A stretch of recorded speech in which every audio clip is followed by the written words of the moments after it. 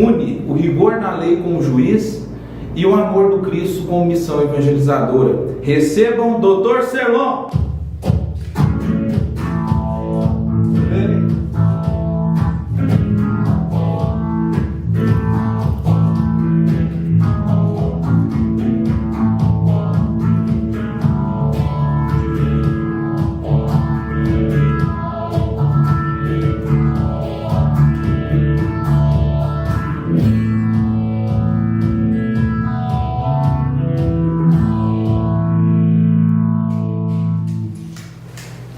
Muito obrigado, Dr. Serlon, por sua presença. Prazer é meu. Por ter aceitado o convite, sendo um dos primeiros convidados, né, do Fantástico Mundo de Douglas, e por ser algo tão novo, e o senhor se mostra ainda mais destemido, né, de estar aqui conosco. Muito obrigado mesmo, do fundo do coração. Prazer é todo meu, Douglas. É uma alegria estar aqui, participando desse programa. Muito obrigado mesmo.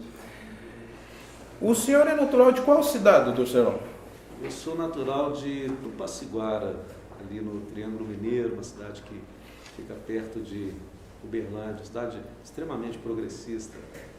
E agora nós somos de patrocínio também, né? Nós recebemos o título de cidadão honorário, não é? Com certeza, com certeza. E eu tive o privilégio de receber o título com o meu mestre, Dr. Serlon, foi no mesmo dia, né?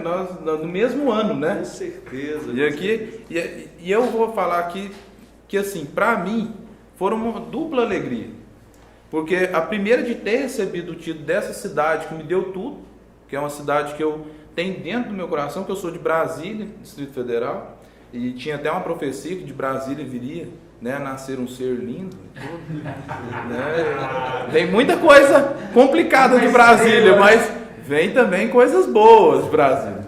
E quando eu tive a indicação da Raquel, vereadora, e eu aceitei assim com imensa alegria, porque eu já me sentia da terra de patrocínio, e agora poder falar que eu sou realmente de patrocínio, e a dupla alegria foi que quando eu cheguei lá, eu falei assim, não, o Dr. Serlon vai receber também. Aí eu fiquei ainda mais maravilhado, porque eu falei assim, não tem como não. Como foi sua infância, Dr. Serlon?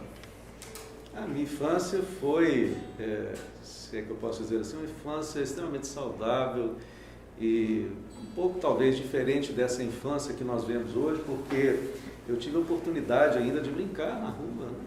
De bola, de rouba-bandeira, aprender a andar de bicicleta sozinho, em pistas de terra, enfim.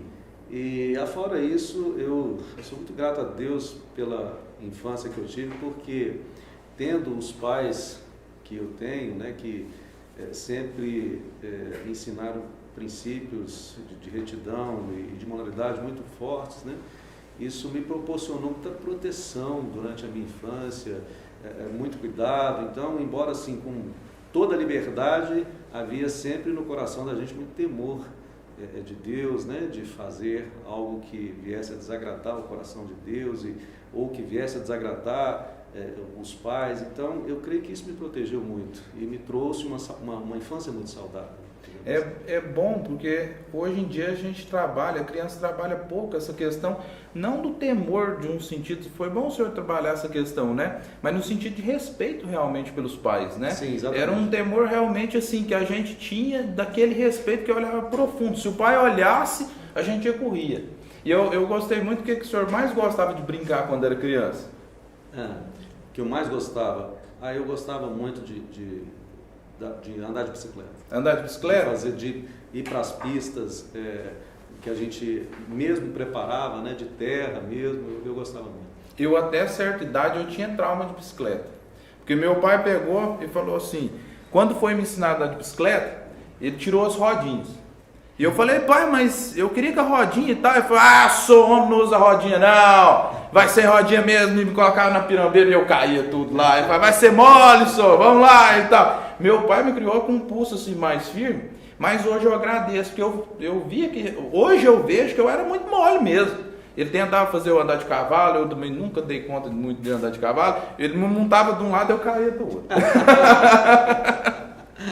Mas é importante que a gente, cada um dá aquilo de melhor que tem, e eu vejo hoje que ele tentou dar o que era de melhor, com certeza, né? Assim, dentro das limitações dele, assim, Ele tentava ali junto com a minha mãe também. Aí minha mãe vinha acudir. Não, você coloca rodinha pro menino, não sei o que. Não vai pôr rodinha não sei o que e tal, vai ter assim, rodinha. Né? Eu acho que era meio exército, mas era normal.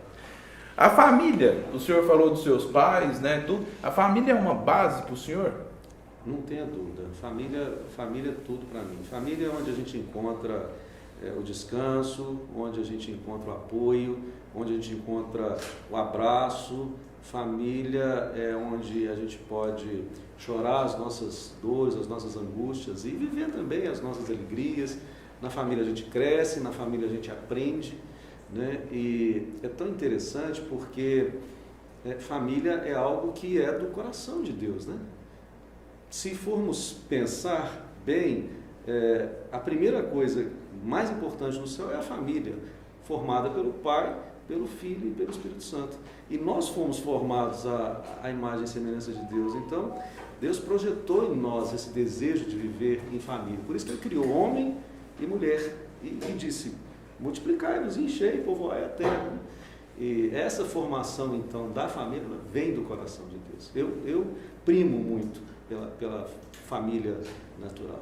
E é uma base muito importante, né? Principalmente nessas questões de família. O senhor poderia falar um pouco da família do senhor, como foi a sua criação, a sua trajetória de vida até esse momento na base familiar? Com certeza. A minha família sempre foi uma família simples, de poucos recursos financeiros, mas uma família muito rica de alegria, uma família muito rica de moral, de bons costumes, uma família bem formada. Meus pais, como eu havia dito no início, introjetaram em nós esses princípios, né, que são tão importantes para uma vida reta, uma vida direita, honesta.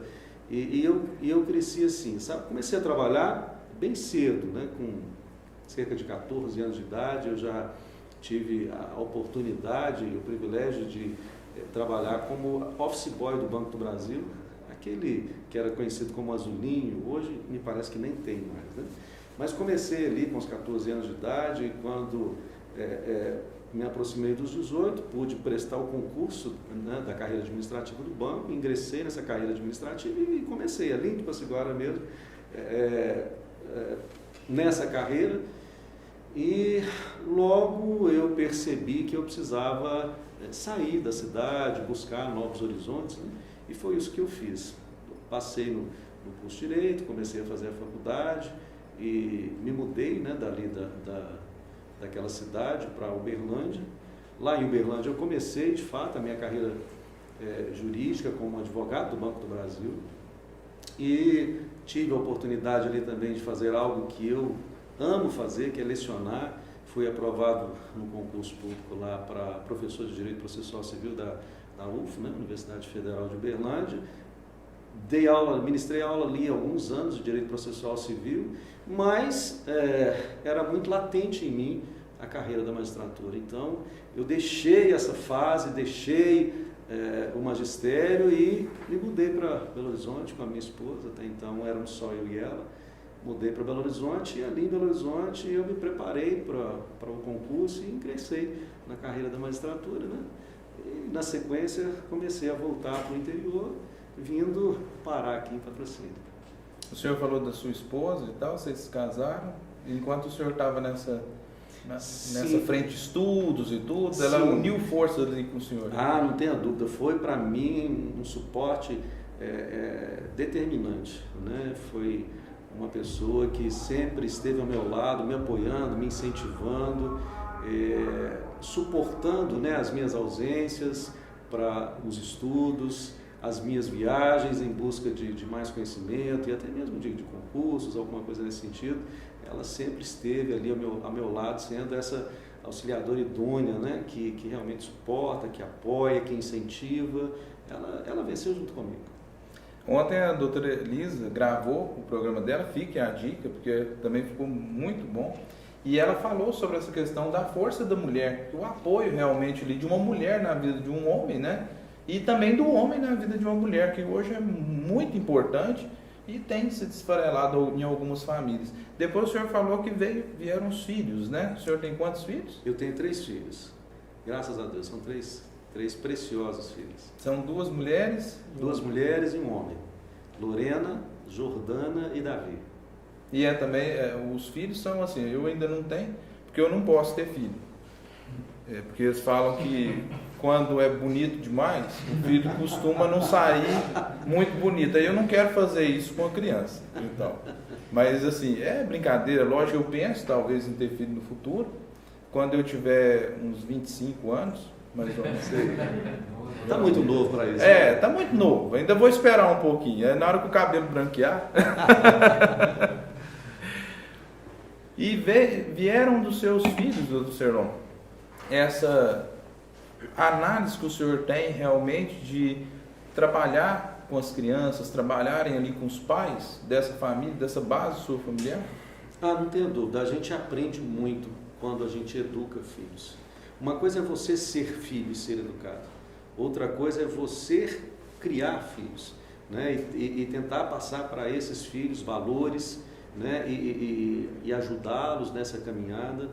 É extremamente difícil, mas ao mesmo tempo extremamente prazeroso e gratificante, e é uma caminhada que nos ensina muito. Quando a gente de fato assume as nossas responsabilidades, quando a gente verdadeiramente se dedica a exercer essa responsabilidade com amor, com afinco, você necessariamente vai aprender e aprender muito, né? Essa caminhada tem me ensinado muito nesse sentido. Isso é muito bom, ainda mais para quem, que nem o senhor na sua carreira, tem uma pressão muito grande, né? Ter esse apoio dentro da família ainda é mais importante, né? Há quantos anos o senhor é juiz? Já são cerca de 18 anos. 18 anos? 18 anos. Nossa, quase quando eu nasci já que o senhor começou. Eu estou na maioridade, eu montei o programa quando eu atingi a maioridade, tá, gente? O que lhe inspira mais na sua carreira, assim, como juiz? O que me inspira mais na minha carreira? Veja, o que me inspira é a possibilidade de, como figura de poder, membro de poder fazer a diferença na sociedade, contribuir para uma sociedade melhor, trazer algo que possa melhorar a vivência em sociedade, fazendo a diferença. Eu acho que essa é a minha inspiração. O senhor tem ali o poder de condenar uma pessoa, né, como juiz, ainda mais na esfera criminal, o senhor atua, mas também o senhor quer, no seu ministério, né, o senhor quer a conversão da pessoa. O que o senhor poderia falar assim para um criminoso? Veja, não há nada que Deus não possa restaurar. A minha fé me ensinou isso.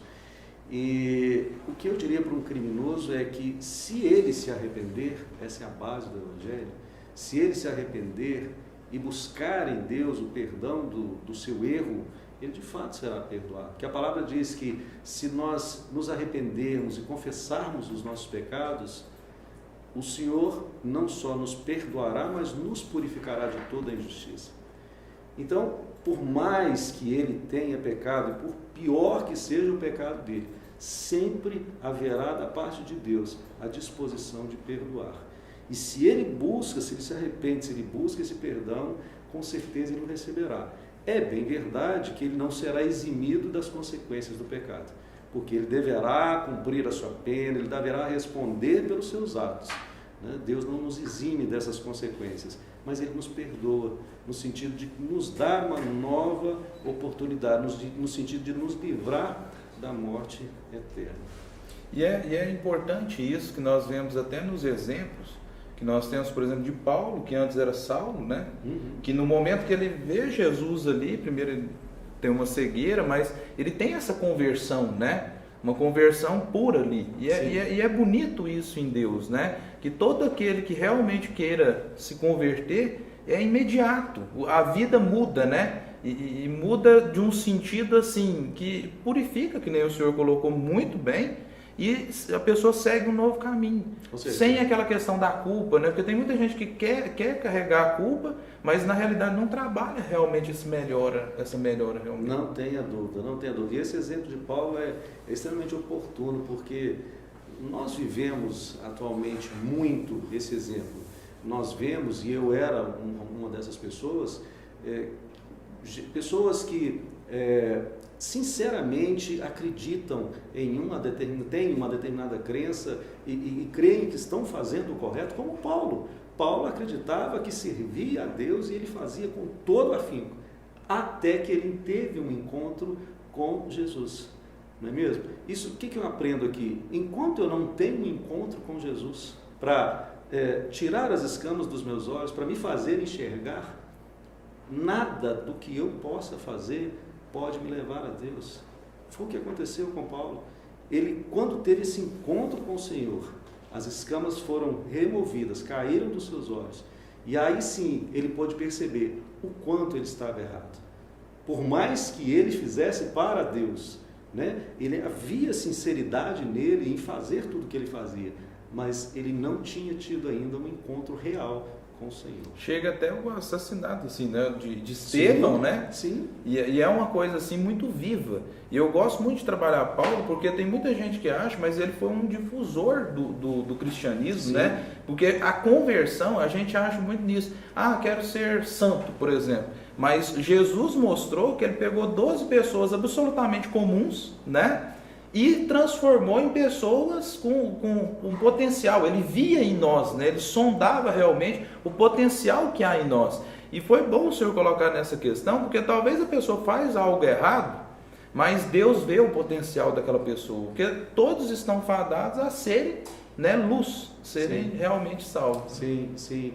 E algo importante que a gente precisa dizer é que nós muitas vezes perecemos por falta de conhecimento, e muitas vezes a falta de entendimento nos leva a consequências que nós não precisamos viver. Por exemplo, muitos têm um entendimento errado do que seja ser santo. Santo não é o que nunca erra. Santo é o que se lava todos os dias. É o separado para Deus, que busca nele todos os dias se limpar da contaminação do mundo. Esse é o santo. Santo Agostinho gostava de falar muito que ele chegava no final do dia e passava em vista tudo aquilo que ele tinha feito no dia, tudo aquilo que era ruim, para tentar ser melhor hoje do que ele foi ontem e ser melhor amanhã do que ele foi hoje. E é bom porque a gente perde realmente essa questão do santo em si, porque os santos antigamente, assim, e a gente tem que trabalhar muito isso, eles erravam muito. Só que eles iam aprendendo com seus erros, né? Com certeza. Iam tentando ali criar um caminho, trilhar um caminho. E isso que deveria ser exemplos, as pessoas colocam eles nos altares, né? Não colocam eles na vida realmente como exemplo redivivo, né? Com certeza. Doutor Serlon, o senhor acha que eu sou vítima ou culpado de ser tão bonito assim? Olha, eu diria culpado de não ter espelho em casa. Olha, pior que tem um aqui, ó, agora. Só que a primeira, hein? É uma coisa assim, né? Olha, brincadeira. O seu coração é muito bonito, né? Ah, obrigado. Aí, ó, gente, ó, viu? É aquele que sonda, né? Que realmente olha com os olhos do Senhor, realmente, né? O coração alegre aformoseia o rosto. Se nós temos um coração alegre, a nossa aparência é de beleza, né? Então, mas compra o espelho. E é interessante que eu vi que o senhor tirou a barba. Agora eu estou só de cavanhaque, né? A minha esposa me fez esse pedido porque ela queria viver um pouco diferente, né? Ah, é? E eu preciso, vai mudando. Eu preciso agradá-la, né? E eu acho interessante, né? Porque a gente muda por causa, assim, né? Das mulheres. Sim. E isso é importante também, porque quando você está vivendo a dois, realmente tem muita gente que acha que vive só para ele, né? E também tem essa questão de você realmente viver ali com a pessoa, modificar um pouco a aparência até pela pessoa. Isso é muito importante, né? Também dar a opinião da pessoa. Renovar, né? E eu me renovei, eu deixei minha barba, foi por causa do senhor. Mesmo? Mesmo. Ora, eu não sabia. Cheguei numa audiência lá um dia com o doutor Frederico, e aí na hora que eu olhei assim, o senhor entrando, eu falei assim, nossa, mas o doutor, o Serão ficou bem de barba, mas ficou bem demais e tal, ficou, né? Aí eu falei assim, eu quero ter essa imponência toda, assim, aí na hora que eu montei o talk show, eu falei assim, não, eu tenho que ter barba e tal. Aí a doutora Elisa ontem falou assim, não, ficou bom de barba, mas quem gostou mais da minha barba foi o doutor Luciano Guimarães. Meu Deus. Ele veio aqui, ele não ficou meio assim, ele ficava me olhando assim e tal, eu falei, não, Luciano, para com isso aí e tal, fica lá no mesmo prédio há muitos anos e tal. Tem muita história aí. Foi bom então eu não ter vindo de barba hoje para não haver disputa. É mesmo, porque senão eu ia perder. Foi bom mesmo. Deus caminha certo, né? Tem hora que por caminhos tortos, assim, é muito bom. Teve uma vez, doutor Serrão, antes de eu ser até eu gostaria de falar sobre essa questão de ter sido um dos... Eu falo assim, não era só um estagiário, mas o senhor me deu ali um caminho realmente. Porque quando o senhor me chamou, eu pensava só na advocacia. Né? E eu não sei se o senhor lembra, mas aí o senhor chamou, eu sentei lá e eu falei uma coisa que depois todo mundo ficou me criticando. Só que o senhor elogiou. Que eu falei assim, eu posso pensar até amanhã? Você falou, pode e tal. Aí na hora que eu saí, aí todos os estagiários falaram assim, aí ele não vai te aceitar nunca, você falou de pensar e não sei o que. Eu falei, gente, mas eu estou em dúvida mesmo. Porque eu pensava só na questão da carreira da advocacia, porque eu fazia estágio no escritório de advocacia. E aí o senhor falou assim, não, pode pensar. Tem muita gente que não pensa realmente nas coisas, né? Que queiram e tal. E o senhor me deu a oportunidade não apenas de pensar, mas de voltar no outro dia e seguir ali um educar que o senhor trabalhou em mim. Essa questão, o senhor falou que foi professor, o senhor tem um dom realmente de estar ensinando. O senhor gosta muito dessa figura ali de ir trabalhando com estagiário, trabalhando com a pessoa? Sim, eu amo me relacionar. Relacionamento é tudo para mim. Acho que o que traz sentido para nós é nós nos relacionarmos, né, com as pessoas.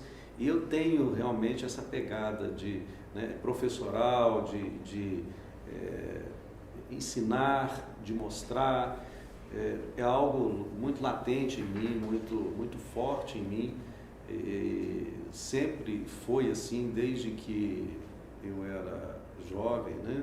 E depois acabei ingressando no magistério, mas enfim, ali no fórum é uma oportunidade que eu tenho com os estagiários de dar continuidade a esse prazer, né? Porque eu tenho a oportunidade ali, eu diria não de ensinar, mas de orientar, né, os estagiários, porque todos estão interessados, estão empenhados em fazer tudo que fazem ali. Aliás, é interessante registrar que assim, todas as pessoas que passam pelas nossas vidas deixam marcas, não é mesmo? Uns de maneira mais intensa, outros menos, uns de maneira positiva, outros nem tanto, mas sempre deixam marcas, não é mesmo? E eu me lembro muito bem de você, me lembro do período em que você trabalhou lá conosco, e algo que me chamou muita atenção foi o seu espírito manso e o seu respeito para com as pessoas. Isso é muito bom de se ver, isso é muito importante que exista nas pessoas, isso faz com que os relacionamentos sejam mais fáceis, isso torna a vida mais leve, não é mesmo? Então é algo que eu gostaria de falar e registrar aqui, porque realmente marcou a sua passagem ali pelas nossas vidas ali no gabinete. E é importante que eu tentava me espelhar no senhor mesmo. Porque era aquela figura realmente de mestre. Eu tenho aqui hoje como o diretor-geral, que é o Washington, que é o meu sócio aqui, e ele era o meu estagiário, né? O Luca está ali, que ainda é o meu estagiário. Então, assim, eu trago essas pessoas também para a minha vida. E eu via que o senhor sentava conosco para tomar um café, para conversar, sem aquela questão, né, daquela coisa dura, só, não, faz isso, faz aquilo. Não, o senhor conversava realmente, olhava nós nos olhos mesmo. Isso é muito importante mesmo. Graças a Deus por isso. E é importante também, doutor Serrão, que antes de trabalhar com o senhor, eu pensei em ser juiz. Mesmo sempre tendo essa figura de advogado, porque eu tenho realmente um charme assim, de advogado, é algo que já vem em mim de criança mesmo. Sim. Mas quando eu trabalhei com o senhor, antes de trabalhar com o senhor, eu pensava muito em ser juiz. Só que eu pensava naquele sentido do ser juiz, nossa, né? Eu vou ser juiz e tal. Quando eu fui seu estagiário, eu já vi o outro lado também. Isso me marcou muito. Porque isso é muito importante. A gente vê, porque talvez a gente olhe a figura do juiz e tem aquela frase que até de quadrinhos e outras coisas, com grandes poderes vem grandes responsabilidades, mas realmente eu vi isso. Eu pensei assim, não, peraí, será que isso realmente é o que eu quero? Porque a gente não pondera isso aí, porque tem muita gente que busca, né, algo que realmente não é aquilo. E na hora que vê a atividade do juiz, vê que não é realmente assim, algo é gratificante, lógico, né? Mas que tem realmente grandes responsabilidades ali, né? Não tenha dúvida. O cargo, o ser membro de poder traz consigo um glamour, que muitas vezes o que as pessoas percebem. Né? Mas você teve a oportunidade ali, em trabalhando internamente conosco no gabinete, de perceber que o exercício desse poder, ele vai muito além desse glamour, mesmo porque esse glamour perde a importância diante como você disse, da responsabilidade do cargo. E de fato, há uma exigência muito grande no exercício dessa função. Nós somos muito cobrados no nosso dia a dia, em termos de conduta, em termos de relacionamentos, retidão moral, e sem contar assim que na minha área específica, vara criminal, né, houve uma época, houve um tempo, hoje nem tanto, porque há uma grande movimentação de detentos no estado, mas houve um tempo em que 90% dos detentos de patrocínio estavam ali por condenação de sentenças minhas. Então vejam o tamanho da responsabilidade. E é muito grave você ter em suas mãos o destino da vida de uma pessoa para condená-la ou para absolvê-la. Obviamente, segundo a lei dos homens, né? Mas é extremamente gravoso. Então, de fato, quanto mais poder, maior a responsabilidade. Quando eu era estagiário do senhor, eu via uma certa realmente pressão por ameaças e outras coisas, né? Que o senhor sofria, de vez em quando vinha a Polícia Federal para te dar, né, o suporte, o apoio. Como o senhor lida com tanta pressão assim no dia a dia? Olha, eu diria sem titubear, sem sombra de dúvida, que é a minha fé que me sustenta. É a minha fé. Porque está escrito: bem-aventurado o homem que teme o Senhor, jamais será abalado. O seu coração é firme, confiante, não teme más notícias. E é isso que eu preciso viver, né? É isso que eu tenho que ter no meu dia a dia para me dar esse sustento. Porque se eu for me abalar por qualquer circunstância, eu não vivo, eu não saio do lugar, né? Eu andaria debaixo de opressão, de angústia, e nós não fomos chamados para viver assim. Tem uma passagem que eu gosto muito, do Salmo 23, que fala: ainda que eu ande pelo vale da sombra da morte, não temerei mal algum, porque tu estás comigo, tua vara e teu cajado me consolam. Então, a partir do momento que a gente conhece o Senhor, a gente passa a conviver com a presença dEle. E a presença dEle é que nos faz perder ou vencer todos os medos, não recear, porque está escrito também que nenhum só fio de cabelo das nossas cabeças pode cair sem que o Senhor permita. Quer dizer que Ele tem o controle completo e irrestrito de tudo, absolutamente tudo.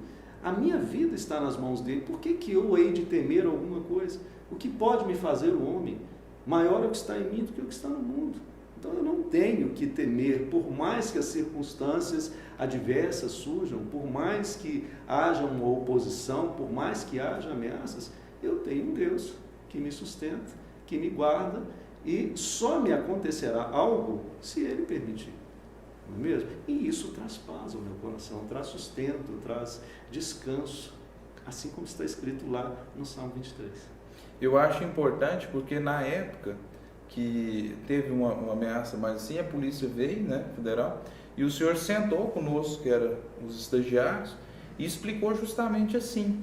E o senhor ainda citou um exemplo que eu nunca mais vou esquecer. O senhor virou e falou assim: tem gente, Deus, o senhor colocou assim: Deus, tudo que é para acontecer, acontece, da forma que era realmente. você não pode ser imprevidente. Quer dizer, eu acionei a polícia, tudo que teve ameaça e tal, mas vocês não devem temer nada, porque dentro do direito vocês vão trabalhar, que seja como advogado, o senhor colocou como promotor, que seja uma coisa, vocês têm que seguir aquilo que vocês têm convicção do que é certo, do que é correto.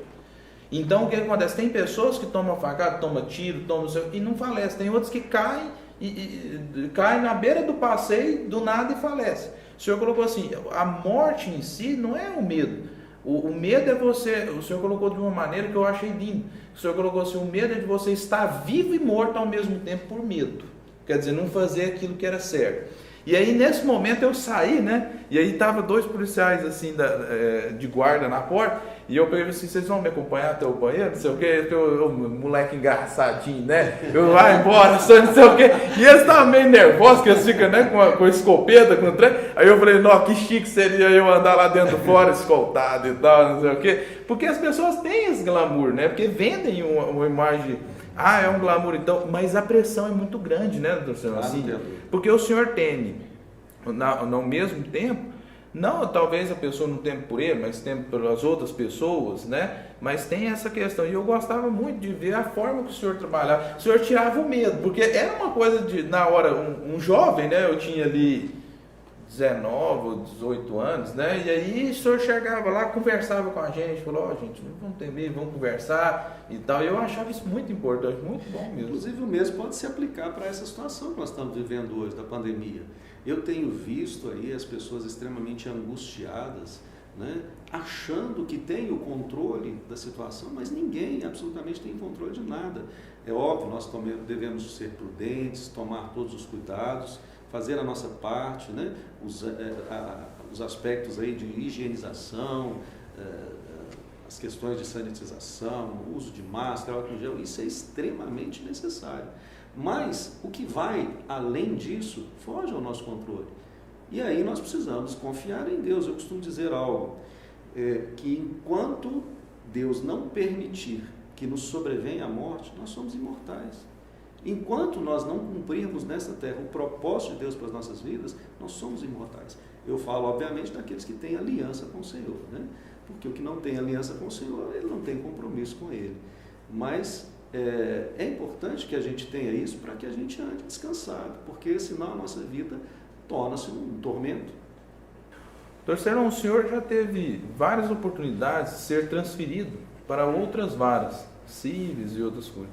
E o senhor permaneceu na vara criminal. O senhor entende com isso assim? Tem algo ali a se fazer diferente? Tem, sempre teve. Há até um episódio interessante, eu não sei se é da sua época. O que acontece? Quando eu vim para Patrocínio, eu vim como candidato à promoção por merecimento para uma vara civil. A vara civil sempre foi o meu interesse, porque o civil sempre foi a minha área de atuação, né, de concentração. Eu fui professor de Direito Processual Civil, atuei na advocacia só na área civil, nunca na área criminal, nunca. E por uma questão normativa, o juiz que estava aqui já em Patrocínio, na vara criminal, tinha preferência na remoção interna, e ele se inscreveu e acabou sendo removido, né? Eu vim e aceitei assumir a vara criminal que ele então deixou. Achei muito interessante porque, como eu disse, nunca havia atuado na área criminal.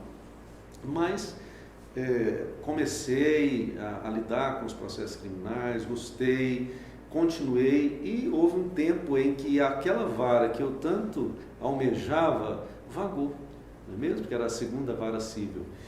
E eu era o mais antigo da comarca, portanto, se eu me inscrevesse para uma remoção, eu tinha toda a preferência, né? Eu não perderia, mas, como sempre, eu resolvi buscar no Senhor, né? Perguntar para Ele qual que era a vontade dEle. E foi então que Ele me disse, olha, pode ir que eu vou te abençoar. Mas quando Ele me disse isso, pode ir que eu vou te abençoar, eu me lembrei de uma passagem que tem nas Escrituras em que ele fala a mesma coisa para Moisés. E Moisés disse para ele, Senhor, não me faça subir desse lugar se a tua presença não for comigo. Moisés deixa muito claro que ele dava valor à bênção do Senhor, mas para ele era muito mais importante a presença do Senhor. E foi o que eu disse para o Senhor. Eu falei, Senhor, não me faça subir desse lugar, se a tua presença não for comigo. E aí Deus falou comigo, filho, se você for, eu vou te abençoar. Mas se você ficar, nós temos algo muito interessante para fazer e eu vou te favorecer com a minha presença. Então eu não tive dúvida, eu não cheguei a me inscrever sequer. Na época me taxaram de louco, né? Porque a segunda vara civil era o sonho de todos os juízes, da maioria deles que tinha interesse nessa área, e eu sequer me inscrevi. E foi a melhor coisa que eu fiz. Por quê? Ficando na vara criminal e da infância e juventude, eu fui favorecido com inspiração para programas e projetos e tantas ações, né, que me enchem o coração, como é o programa Justiça na Escola e tantos outros, que me permitiram efetivamente fazer a diferença nessa cidade. Até eu coloquei essa questão do juiz hoje na sociedade, que é muito importante. O senhor poderia falar um pouco da questão desses projetos também para nós, porque ontem a doutora Elisa veio, né, e também trouxe isso, que ela atuando com projetos também, sentando, e é muito importante isso, né, porque antigamente tinha também, né, o juiz na sociedade, mas hoje nós vemos isso de forma mais efetiva, né? O senhor tem esses projetos, poderia falar um pouquinho desses projetos para nós? Posso, com certeza. Houve um tempo que eu entendi que eu precisava sair do meu gabinete. Eu não me satisfazia em tão somente despachar processos e ser um burocrata da justiça, né? É óbvio que nós temos audiências, é algo que nos permite sair um pouco, né, dessa linha da burocracia. Mas, como eu disse desde o início, eu queria fazer a diferença. Usar o poder que me é concedido para ajudar as pessoas, para alavancar a sociedade. E o juiz tem muito disso, ele tem muita facilidade de agregar pessoas, de promover ações, né? E foi dentro desse viés que eu acabei dando início ao programa Justiça na Escola. É voluntário, eu não tenho absolutamente a obrigação de trabalhar com isso, mas é algo que me dá muito prazer, porque me permite levar, muitas vezes, orientações para as famílias, para os alunos, para os professores, orientações que eles não têm tido acesso, resgatar a autoridade dos professores, trabalhar com a questão da responsabilidade dos pais na educação de seus filhos, e isso tem trazido tanta cura para as famílias. Alunos, às vezes, que se mostram indisciplinados, né, quando chegam lá no núcleo de atendimento às escolas, que nós começamos a fazer um trabalho investigativo ali a respeito da vida daquele aluno, nós vamos perceber que ele, na verdade, está sendo vítima, talvez, de um abuso dentro da própria casa, né, e a indisciplina dele, na verdade, é um pedido de socorro. E dá para a gente fazer uma intervenção e livrá-lo de uma situação pior. Não é mesmo? Então, nós temos diversos aspectos que nós temos trabalhado e é muito importante que o juiz faça isso, usando a autoridade que ele tem, usando o poder que ele tem, para beneficiar a própria sociedade. O senhor colocou um ponto aí que eu achei muito importante, é o resgate da autoridade do professor também. Na banda aqui, né, nós temos o Samuel e Maria Luísa, que eles são também professores. Professores na rede estadual. Conhecemos bem. Então conhecem o programa de Justiça na Escola? Sim, conhecemos. Frequentamos muito. Que bom. E isso é muito importante, né? Porque a figura do professor teve um tempo que ele foi muito respeitado, né? Assim, e atualmente ele está se sentindo muito acuado, né? Na sociedade, porque a criança se coloca num posicionamento que eu tenho direitos e eu vou fazer isso e tal, é lógico que não pode encostar a mão, né? Mas o professor realmente foi perdendo essa autoridade num sentido dentro da sala de aula, e isso tem que ser resgatado realmente, né? Infelizmente, no Brasil, há cerca de mais de 20 anos, foi introduzida uma cultura de esfacelamento da autoridade, né? E passaram a incutir na mente dos alunos que eles precisam romper com todo tipo de autoridade.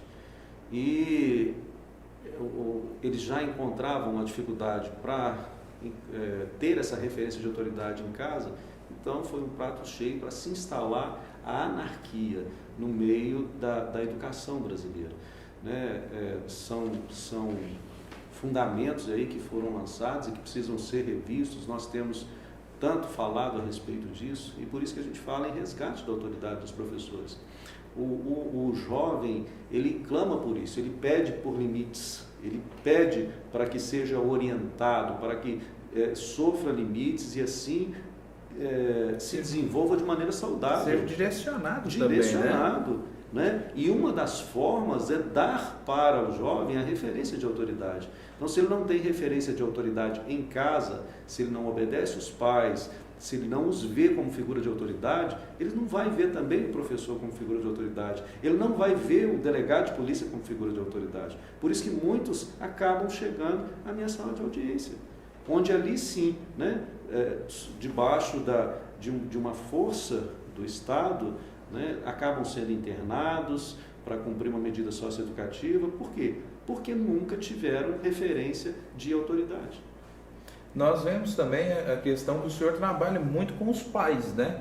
Chamando para reuniões, para tentar conscientizar também um pouco dessa figura dos pais na vida do filho na escola, né? O senhor poderia falar um pouco disso, realmente desse trabalho que está sendo feito junto com os pais, para poder, não no sentido de cobrança, mas no sentido de apoio. Estamos aqui para auxiliar também os pais, né, no que eles precisam. Eu volto àquilo que eu disse no início. Nós muitas vezes somos destruídos, sofremos porque nos falta o conhecimento.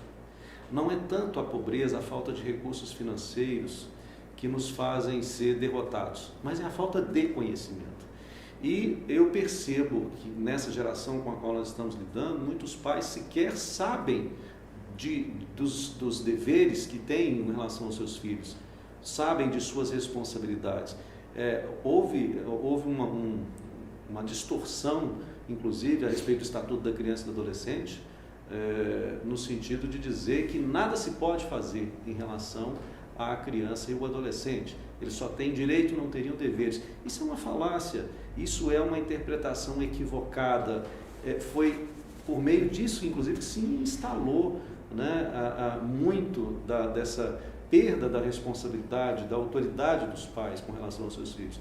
Então a gente trabalha muito isso, não obviamente com orientações soltas, mas mostrando na própria lei. Há, por exemplo, um dispositivo no Código Civil que garante aos pais, no âmbito do seu poder familiar, que exijam dos seus filhos não só obediência e respeito, como serviços próprios da sua idade e condição. Ou seja, os pais podem e devem exigir dos seus filhos que arrumem a sua cama, que lavem a louça, que ajude a mãe a colocar e a retirar a mesa, que ajude nos serviços domésticos. Isso é algo que a própria lei prevê e que os pais precisam e devem ensinar os seus filhos a fazer para sua própria formação.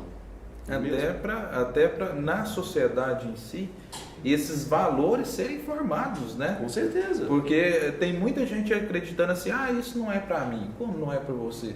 Se você antigamente tinha aquela figura de você ter que estudar fora, né? Você saía e ia para uma cidade para morar fora e estudar. Então aí ali você ganhava responsabilidade, mas essa responsabilidade já devia ter sido dentro do lar, né? Sim. Ali ajudando a lavar, passar, porque na realidade é uma família, né? Uma troca de auxílio. Uma hora que o pai ajuda, outra hora é o filho, né? Que trabalha disso. Eu gostava muito que teve uma vez que eu cheguei no senhor, tinha os escaninhos, né?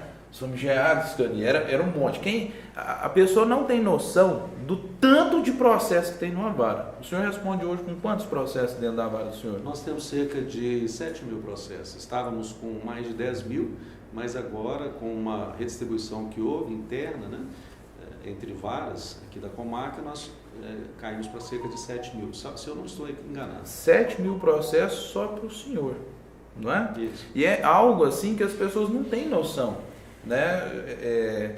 Acha assim, não, é um juiz, vai trabalhar, mas são 7 mil processos. É algo assim quase que sobre-humano, né? Não tem como você pegar em 7 mil processos. O judiciário está faltando um pouco de questão nesse sentido, assim, porque é muita coisa para uma pessoa responder assim. A nossa estrutura ela é deficitária. é deficiente no sentido de que nós trabalhamos com uma sobrecarga de trabalho e isso afeta a qualidade, né? Mas as saídas, as soluções que podem ser adotadas para minimizar e até mesmo eliminar, né, vencer essa dificuldade. No nosso caso lá, você deve se lembrar bem, nós conseguimos manter em dia o nosso gabinete, né, os processos que são conclusos hoje, voltam hoje, no mais tardar no dia seguinte, e nós o fazemos por conta justamente dessa mão de obra dos estagiários, que trabalham muito bem, que se dedicam e permite que, respondendo a essa delegação que nós fazemos, nos ajudem. Quer dizer, é uma ferramenta que, se bem utilizada, promove a superação dessa dificuldade, como nós conseguimos promover, né? É aquela troca realmente, né? Porque o estagiário, ele está ali para aprender. Quanto mais responsabilidade o senhor passa para ele, e eu lembro, eu gostava muito que eu cheguei um dia e falei assim, doutor Serlão, pegando nesses caninhos aqui, que era gigante, eu falei assim, eu posso começar a mexer nos processos de infância e juventude, porque a gente, por enquanto, estava só fazendo despacho. Tinha pouquinho tempo que eu tinha entrado. E eu sempre já penso lá na frente, né? Uhum. Eu falei assim, nossa, eu quero aprender a fazer sentença, né? Era o meu sonho, fazer sentença. Eu falei assim, o senhor me ensina a fazer sentença e tal? Aí o senhor falou assim, ó, você tem obrigações a cumprir nos despachos. Porque, né, você está contratado aqui pelo tribunal para cumprir esses despachos, eu preciso de você cumprir. Mas se você ficar um pouquinho mais, eu posso te ensinar a sentença, eu passo para o Julier. E aí eu empolguei, arrumei, eu falei, deixa eu arrumar mais uns estagiários, você lembra? Nós arrumamos o William, a Isabel, a Daniela. Aí eu falei assim, não, vou arrumar uns amigos meus. Você está assim, não, mas o tribunal não tem recursos para poder, não é porque falta recursos mesmo públicos, para poder remunerar os estagiários. Eu falei, não, mas o senhor remunera com o seu ensino. Eles vão se sentir, né, remunerados. E muitos deles, depois o senhor conseguiu que eles fossem remunerados pelo tribunal, né? Conseguiu uma vaga para eles ali no estágio, que eles fossem contratados. E eu gostei muito disso, porque aí eu fui fazendo a sentença, aí o senhor já sentou, arrumou uma salinha lá, aí de vez em quando o senhor chegava de supetão, né? Abria a porta e falava, vamos ver como está a sentença aí e tal. Aí eu pegava, opa, peraí, tá aqui, ó, e tal, não sei o que, era muito bom. Essa figura realmente de estar ali, chegava num cafezinho, né? A gente ia conversar um pouquinho e tal, mas ao mesmo tempo analisando também como estava sendo feito o trabalho, trazendo aquela responsabilidade, né?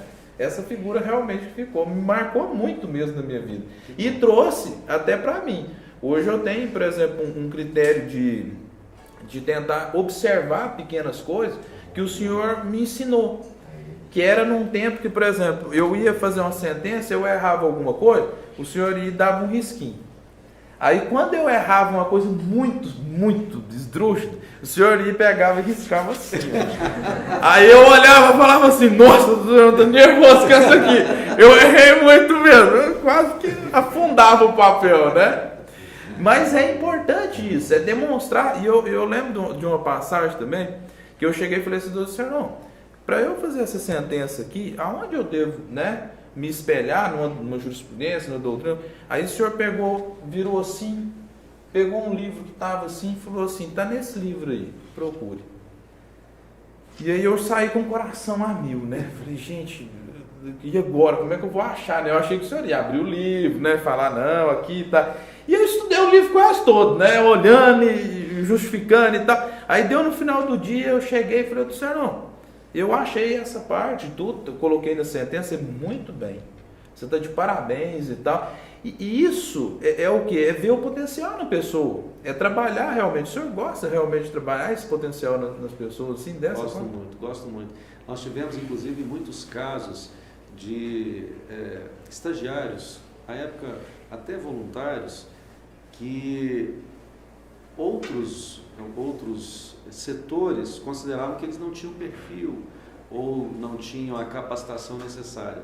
E eu dizia, pode mandar para cá, porque aqui eles serão de grande valia. Por quê? Porque nós temos nós descobrimos como aproveitar, né, as potencialidades das pessoas. E ali, esses que não eram tão bem aproveitados em outros setores se sobressaíram, sobremaneira ali na vara criminal. Por quê? Porque tiveram a oportunidade, porque foram explorados em seus potenciais e descobriram que poderiam, de fato, responder ao encargo, responder à chamada de responsabilidade. Hoje são advogados brilhantes aqui na Romana. Isso é muito importante. É a figura, aquela figura de realmente direcionamento, né? Eu agradeço imensamente para o senhor. Se hoje eu estou aqui apresentando esse programa, foram essas pessoas que foram trilhando a minha jornada, né? A gente tem que ser muito grato também para essas pessoas, assim. Eu agradeço do fundo do coração mesmo. Doutor Sernon, eu fiz só um júri uma vez, em Perdizes. E eu vi que não ia dar certo, porque os jurados eles ficavam olhando muito para mim, assim. Ficavam me admirando e aquela beleza e tal. E era algo assim que eu vi, eu falei assim, não vai dar certo. Realmente, que desfocava da figura ali do crime, realmente e tal. Era até uma questão que várias vezes no júri isso é um instrumento da defesa tentar desfocar um pouco, mas eu desfocava demais pela beleza. Como o senhor vê a questão do tribunal do júri nos momentos atuais?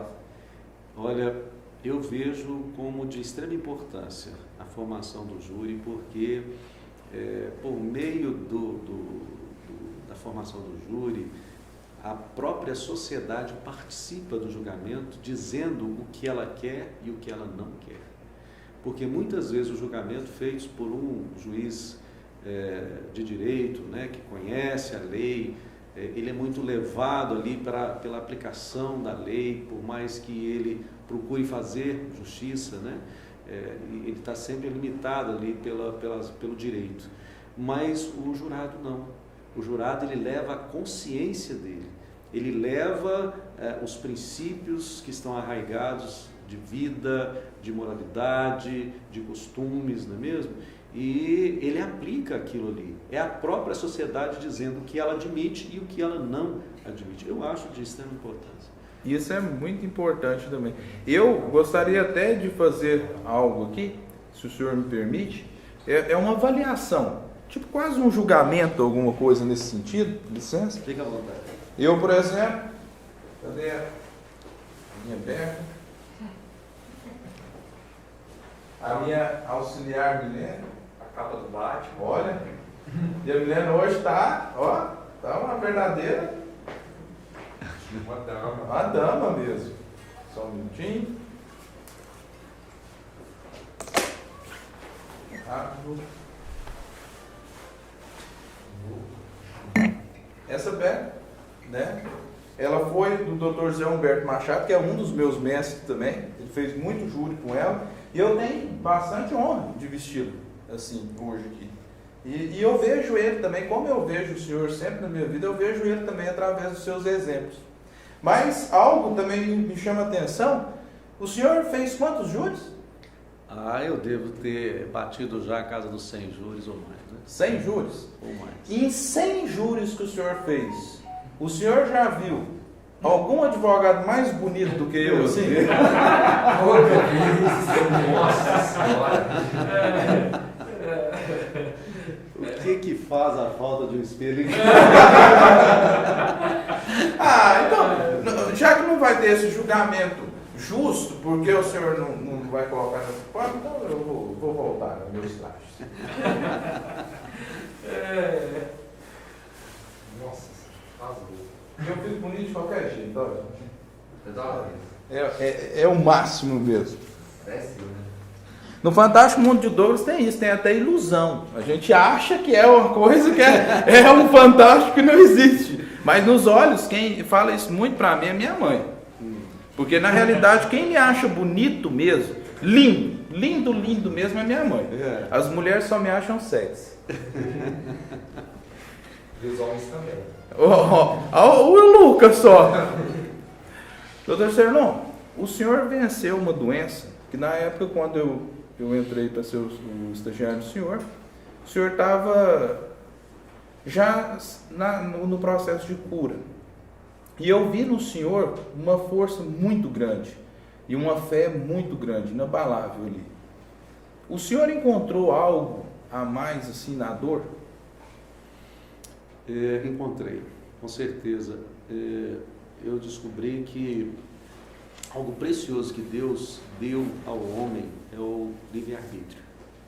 Nós temos o livre-arbítrio de buscarmos a Deus ou não. Nós temos o livre-arbítrio de querermos conhecê-lo ou não. Nós temos o livre-arbítrio de querermos obedecê-lo ou não. Isso Deus nos deu, mesmo sabendo que poderia nos perder. Por quê? Porque Ele não queria robozinhos. Ele queria pessoas, almas que fossem livres para se relacionar com Ele. E por que eu estou dizendo isso? Porque antes de ter tido o câncer, eu diversas vezes ouvi falar de Jesus, diversas vezes ouvi o chamado de Deus, até mesmo em sonhos, né? Jesus me chamou, mas eu dizia, não, agora não, não é hora para isso ainda, eu tenho tanta coisa para viver, eu tenho tanto o que fazer ainda, vamos deixar mais para frente. É um raciocínio humano totalmente equivocado, mas eu entendo por que Deus me chamava daquele jeito, porque Ele já sabia o que ia acontecer, né? Se eu continuasse naqueles caminhos que eu estava trilhando. Mas como Ele respeitava e respeita o nosso livre-arbítrio, Ele deixou, mesmo sofrendo junto comigo, não é mesmo? E aí houve um momento em que eu me deparei com o câncer. E nesse momento, né, afligido por essa doença tão pesada, tão grave, né, é que eu resolvi buscar o Senhor. Aí eu me voltei para Ele, porque o meu chão subiu de sobre os meus pés. Não havia nada que pudesse me sustentar. Essa palavra câncer é muito pesada, não é mesmo? E aí você logo pensa na morte, e eu comecei a fazer contas. Se eu morresse, será que eu ia para o céu? Será que eu ia para o inferno? E quando a gente está fazendo contas, é porque de fato a gente não está aliançado com o Senhor ainda. Nós não temos em nós o testificado do Espírito Santo, nós não temos em nós a salvação. E aí eu entrei em desespero, eu disse, meu Deus, como é que vai ser? E eu me voltei para o Senhor, e ao me voltar para Ele, e me entregar a minha vida para Ele, aí sim, eu recebi a salvação. E tendo recebido a salvação, tendo tido esse encontro maravilhoso com o Senhor, eu recebi também a cura, não é? E hoje eu posso entender aquela palavra que diz, foi-me bom ter sido afligido, para que eu buscasse entender os decretos do Senhor.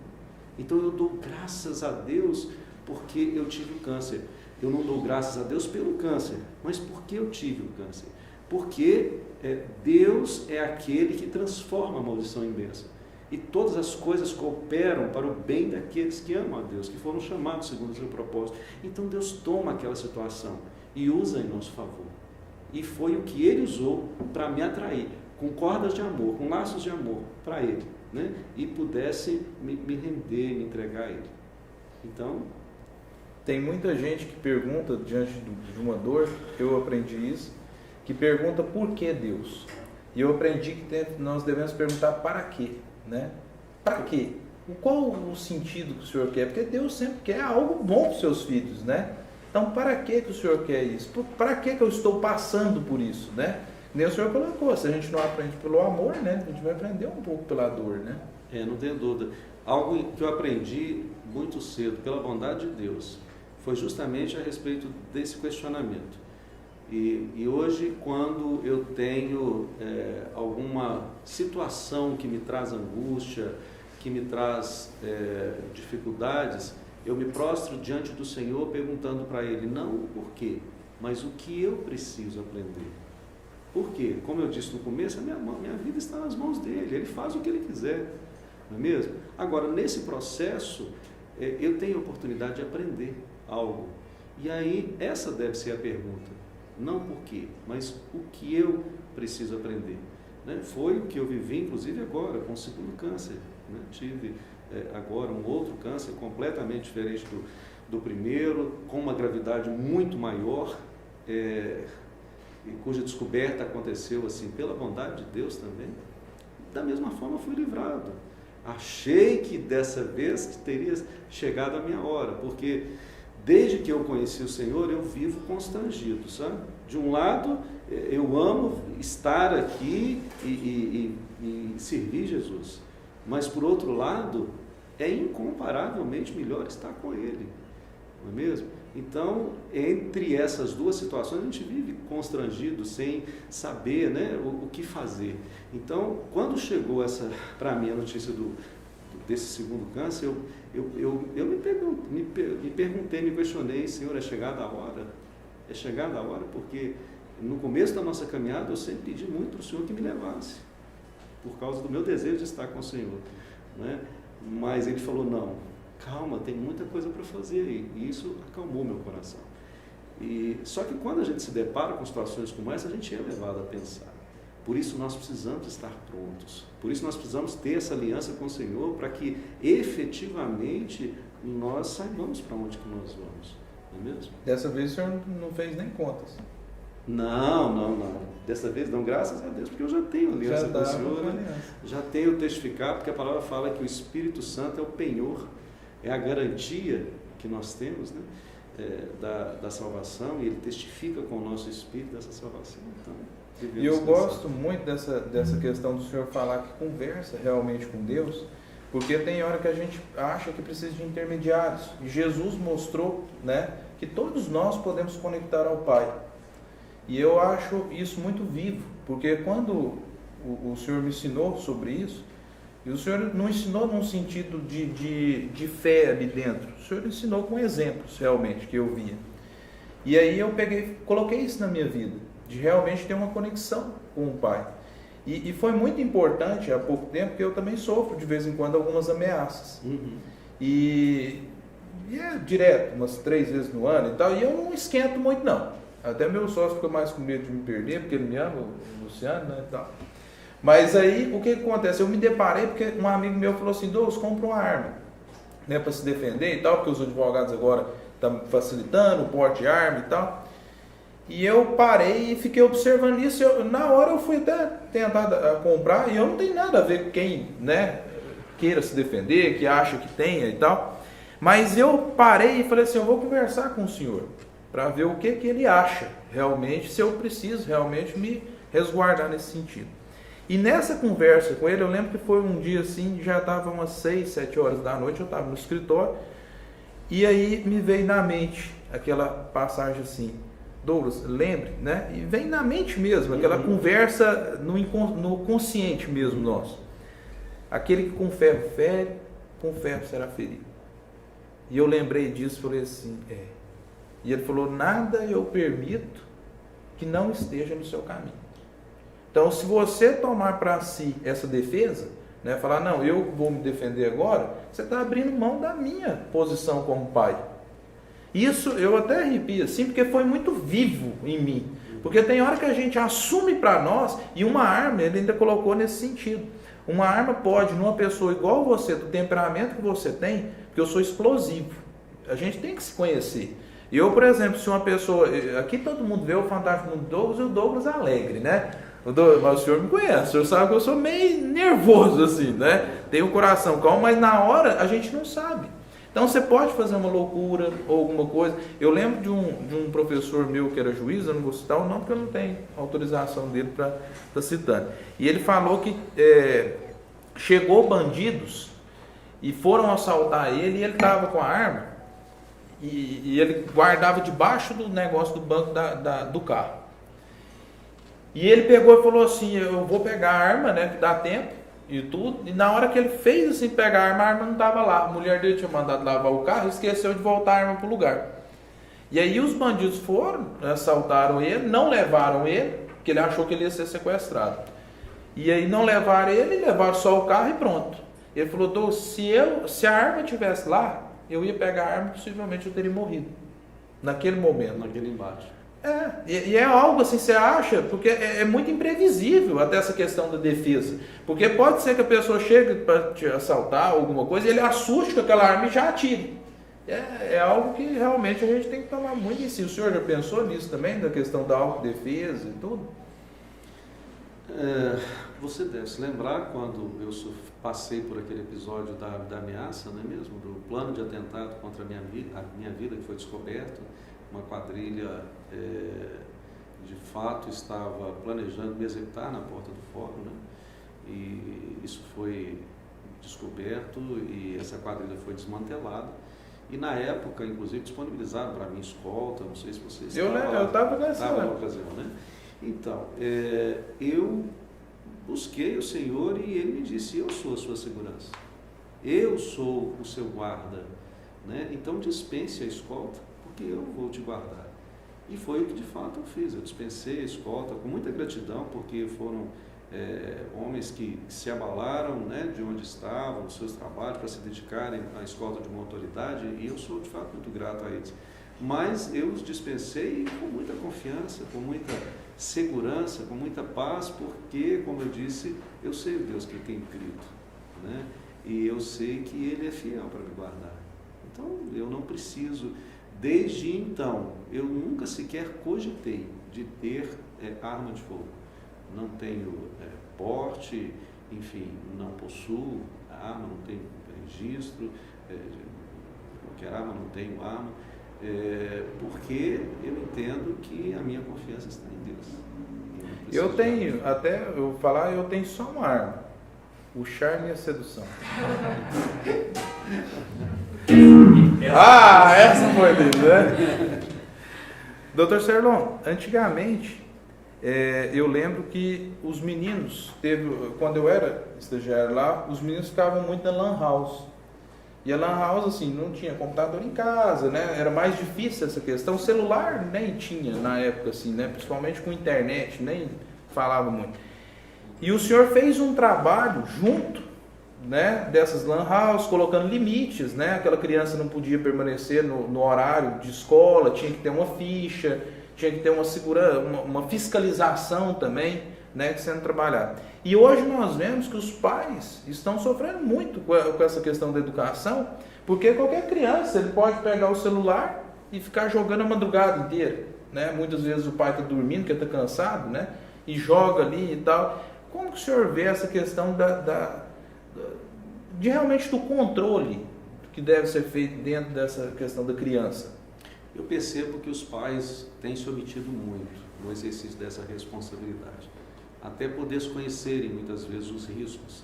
A internet por si só não é algo ruim, mas é preciso que haja orientação, porque ela traz tanto conteúdos bons quanto conteúdos impróprios, conteúdos ruins, não é mesmo? E a gente percebe que nós já estamos enfrentando uma epidemia de jovens com a saúde mental afetada por ficarem tempo demais acessando a internet, né, visualizando o celular. Isso tem acontecido com crianças em idade muito menor, né, recentemente, e os danos são muitas vezes irreversíveis. Então, é algo, inclusive, que nós temos falado muito no programa Justiça na Escola. Nós temos levado esse alerta para os pais, orientações, no sentido de efetivamente impor limites, ver a adequação da idade, né? É preciso que seja postergado o máximo possível o uso de aparelhos celulares por crianças para uma idade mais adequada, porque nós não podemos esquecer do período de formação da criança. E nesse período de formação nós temos que ter muito cuidado com o que é disponibilizado para que aquela criança absorva, assimile. Isso é importante ser observado, e nós percebemos que muitos pais, até mesmo muitas vezes por comodidade, né?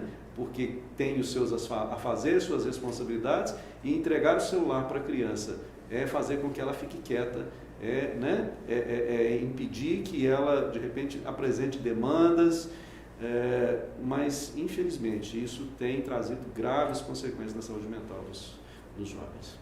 E até na nossa também, né? Eu me peguei há pouco tempo mexendo muito em redes sociais.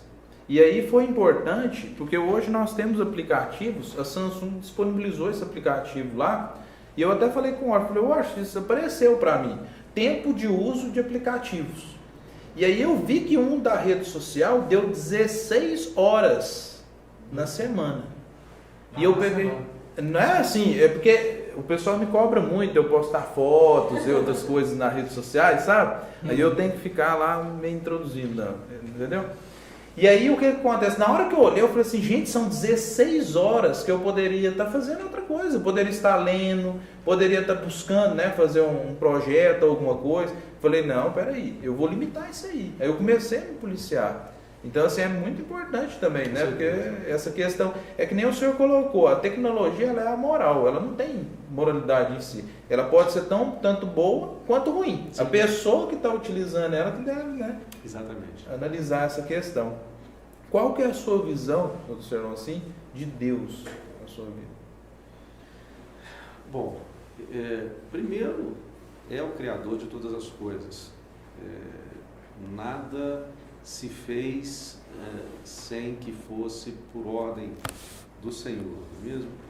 E, para além disso, eu tenho Deus como meu próprio Pai, porque a palavra diz que a todos quantos o receberam, a Jesus, a todos quantos o receberam, foi-lhes dado o poder de serem filhos de Deus. Então, a partir do momento em que eu recebi a obra salvífica de Jesus na cruz, e eu o aceitei como meu único e suficiente Senhor e Salvador da minha vida, houve um renascimento do meu espírito, né? Como Jesus disse para Nicodemos lá, que ninguém veria o reino do céu se não nascesse de novo, né? Nicodemos até falou, mas como é que eu vou nascer de novo, entrar no ventre da minha mãe para nascer de novo? Jesus falou, não, é da água e do Espírito, ou seja, é um renascimento espiritual, que é testificado pelo Espírito Santo e que te dá experiências com o Senhor, porque enquanto nós não nascemos de novo, nós não temos conexão com Deus, nós não temos ligação com Ele, e essa ligação quem refaz é Jesus. Esse é o plano de Deus, ou é através dele, ou você não tem essa restauração. Então, a partir do momento que eu tive essa restauração, né, eu nasci de novo, e fui recebido como filho adotivo, né, pelo Senhor, eu tenho como pai, meu pai celestial, meu paizinho querido, é como Jesus nos ensinou a chamá-lo, né? Abba Pai, meu papai, meu paizinho, né? Um modo carinhoso de falar com o Senhor. Então, eu tenho como pai, se eu posso resumir, né, a minha ideia de como é Deus, eu tenho como pai. E é importante essa questão dessa conexão e essa conversa, e tendo ele como pai, que quando nós fomos montar a CWD, que apresenta o Fantástico Mundo de Douglas, né, é o canal ali, eu mais o Washington conversamos muito sobre isso com Deus mesmo. Qual que seria o propósito do canal e do programa em si. E nós modificamos um pouco a forma. Nós colocamos que não seria canal Washington e Douglas CWD, porque nós queríamos algo que remetesse, né? CWD é algo fácil de ser falado. E ficou Caridade Washington Douglas, porque ele falou assim, 1/3 de tudo que se promover, que der poder financeiro ou alguma coisa, reverte na caridade, reverte na sociedade realmente. Reverte em projetos, faça projetos com crianças, né?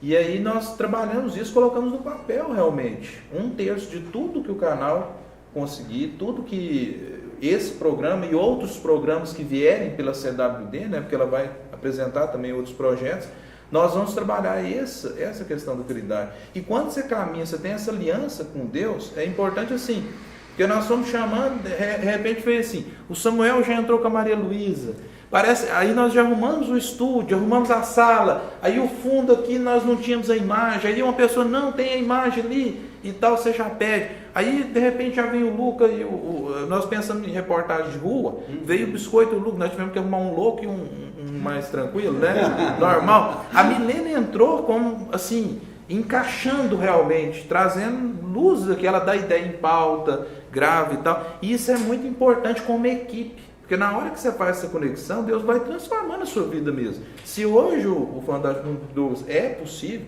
está trazendo aqui informação e a gente espera, né, que as pessoas que estejam em casa possam estar, né, assistindo, curtindo o programa, é por conta realmente do trabalho que nós pensamos em desenvolver com essa figura também. É muito importante mesmo. O senhor cantou uma música para nós. E eu vejo que o senhor gosta muito de músicas, né, nesse sentido. Só que nós vemos hoje que tem músicas que estão trabalhando muito, desclassificando mulheres, né, trazendo letras pornográficas, crianças cantando essas músicas, né? E trabalhando ali essas questões dessas músicas. Como o senhor vê essa questão hoje na nossa sociedade, que é um problema, mas assim, como que os pais também vão lidar com isso? Eu vejo com muita preocupação. É algo também que nós temos explorado dentro do programa Justiça na Escola, no sentido de orientar os pais. Porque, de fato, nós somos livres, nós não trazemos crítica aqui a nenhum estilo musical, não é isso. Nós temos, cada um de nós, os nossos gostos, as nossas preferências, e isso está dentro do exercício da nossa liberdade. Isso é precioso, isso é valioso. Mas nós temos que ter cuidado com as crianças. Por quê? Porque elas estão em período de formação. E aí, o que nós vamos oferecer para elas? O que nós vamos permitir que elas absorvam? E o que nós temos percebido é que as crianças têm sofrido um processo de sexualização precoce. Né? No momento em que não é adequado, em que não é oportuno, elas estão sendo expostas a essa sexualização, que é de uma forma danosa para a formação dessas crianças. Não é bom que isso aconteça na idade em que está acontecendo. As consequências vêm, né, na formação dessa criança, e quem tem que tomar cuidados a respeito disso são os pais. A responsabilidade é dos pais. Eles é que têm que tomar a frente, eles é que têm que vigiar, fiscalizar, né, escolher aquilo que o filho pode e o que o filho não pode ver. É a responsabilidade deles. Mas nós não podemos tolerar, não podemos. Podemos e devemos. Por quê? São os pais que serão cobrados depois. Eles é que terão que lidar com a situação problemática. Os pais é que respondem pelos atos de seus filhos até certa idade. Então eles não só podem, como devem estabelecer limite aos seus filhos e fazer as escolhas pelos seus filhos enquanto eles estão nesse período de formação. Depois, quando eles já tiverem ultrapassado esse período, eles que façam as suas escolhas, são livres para fazer isso.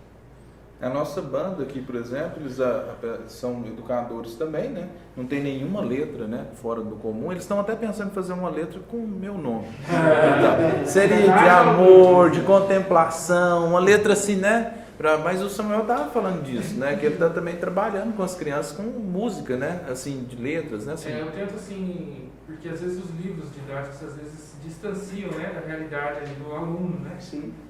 Então eu acho que a música você consegue, principalmente eu peço sugestões a eles, que eles tragam, né? As sugestões das músicas que eles ouvem, né? Muitas das vezes a gente é surpreendido porque vem algumas músicas que realmente elas fogem bastante aqui, o que poderia ser, digamos assim, consumido, né, pelaquela idade, né? Entendo. Mas eu percebo também que eles não sabem, né?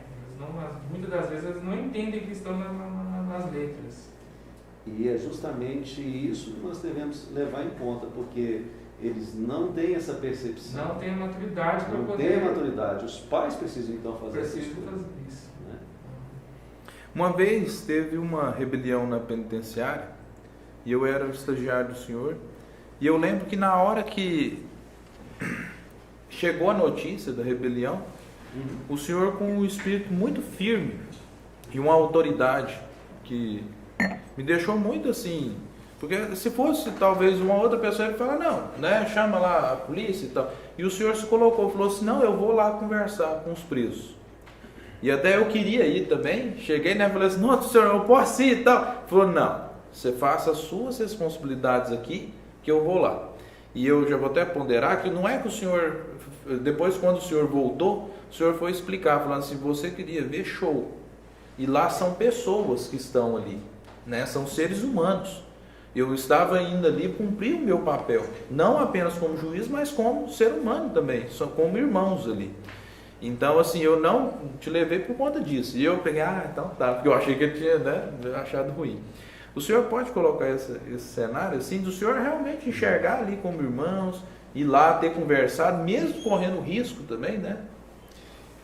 Aquela ocasião eu percebi que você falou que eu estava com o espírito firme ali, decidido, né, para poder comparecer à cadeia. De fato, isso aconteceu porque na véspera desse ocorrido, a cadeia estava toda rebelada já e os agentes chegaram me dizendo que não tinham condições de conduzir um preso para a minha audiência por causa da rebelião. Se eles entrassem com cães e armamento pesado ali, haveria efetivamente muitas mortes, né? Então eles não quiseram fazer, não quiseram entrar, mas aquilo para mim era uma questão que era da responsabilidade deles e não me incomodou, digamos assim, né? Mas à noite, eu passei aquela noite em claro, não por preocupação, mas já por um incômodo gerado pelo Senhor que teria um propósito, algo maior em relação a essa situação para mim no dia seguinte. No dia seguinte eu consegui dormir ali pela manhã, cerca de 2 horas, e quando eu acordei convicto do que eu tinha que fazer. Eu havia entendido no meu espírito que eu deveria ir lá. E é tão interessante porque a área criminal é uma área que eu nunca quis trabalhar. Mexer com preso, então, nem pensar.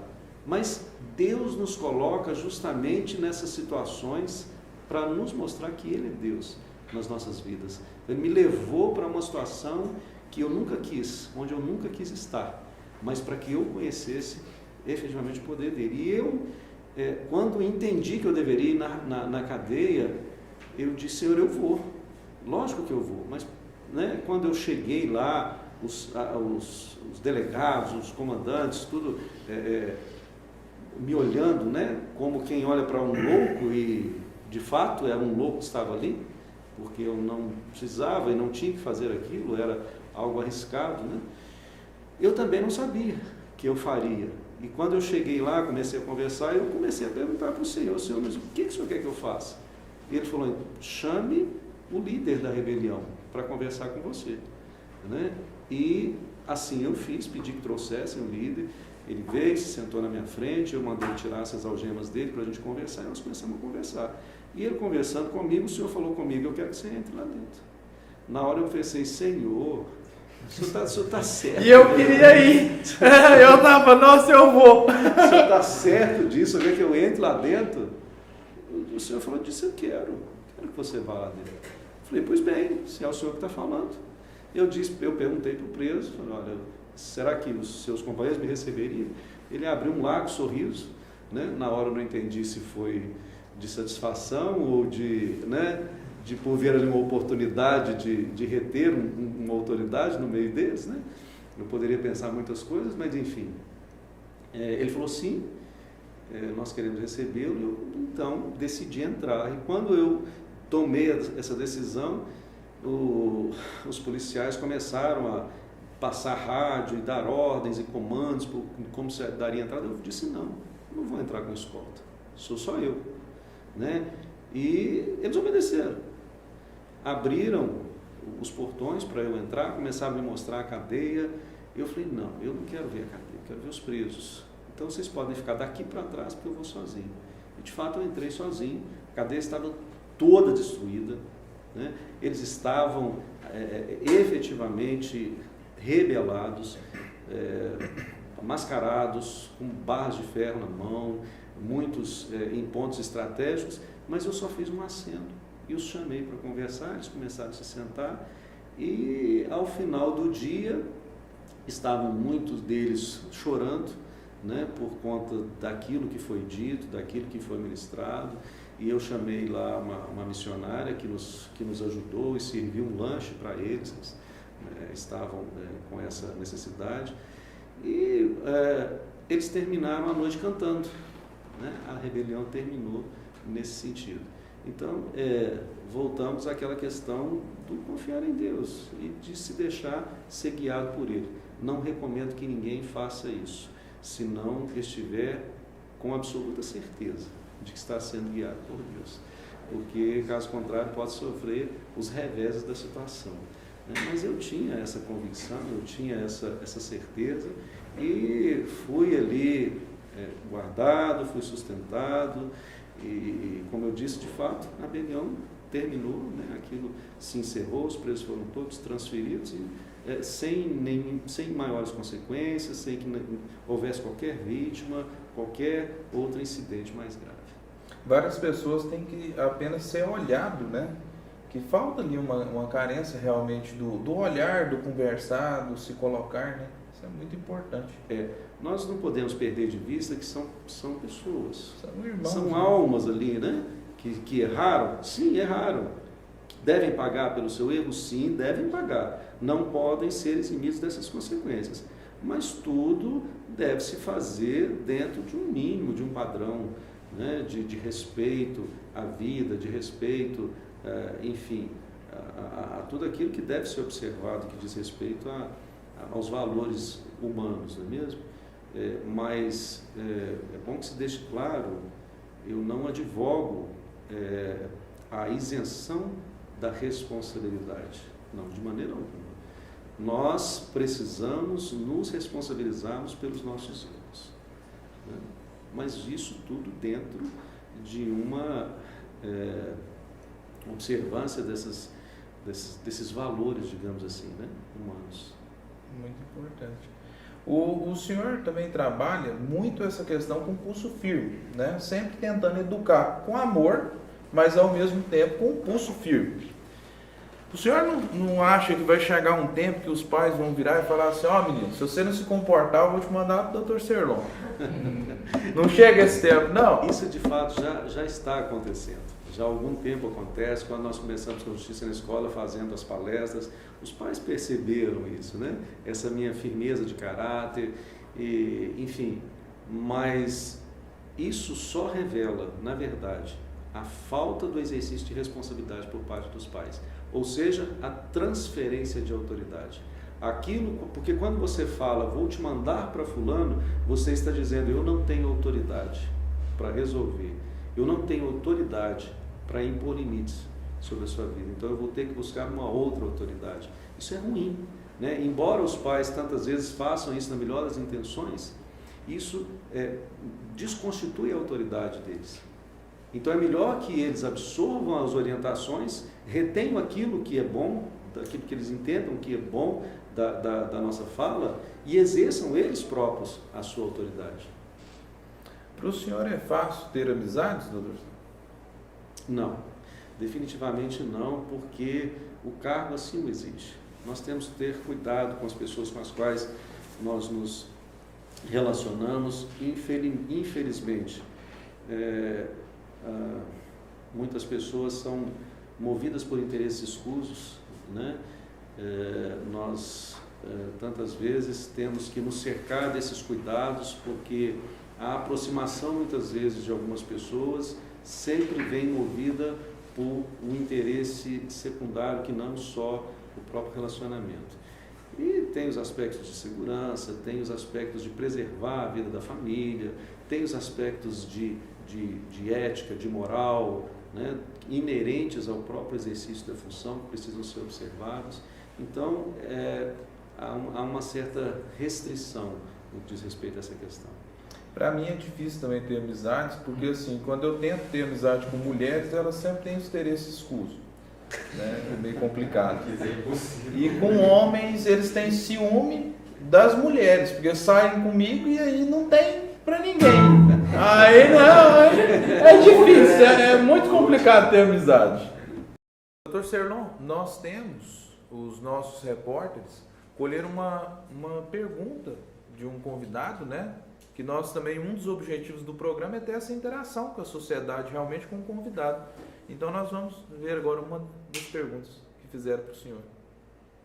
E aí galera, hoje eu estou aqui com um estudante de Direito, meu colega de sala, amigo, Guilherme, e eu queria perguntar para o Guilherme o que ele acha da profissão do Dr. Serlon, juiz de Direito, do qual marca igual patrocínio. Eu gostaria de saber o que ele acha sobre essa profissão.